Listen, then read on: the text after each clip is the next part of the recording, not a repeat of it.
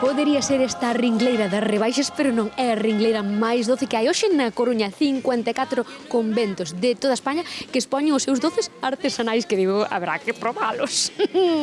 Yo vengo todos los años, sí, porque ya me enteré desde el primer año y entonces como me gustan los dulces estos de convento, que son muy caseros, pues vengo siempre. Na miña casa, todo que sea de almendra. Pastas de almendra, tejas de almendra. Vas cargadiña, que levas aí?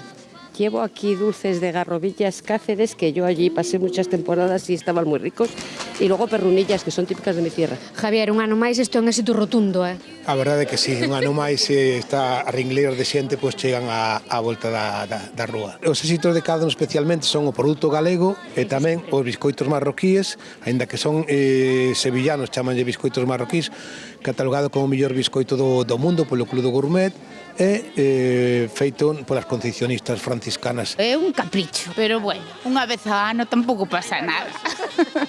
Eu acabo de alucinar que hai unha cola tremenda. Bueno, otras veces hay más, hay por la calle, sí.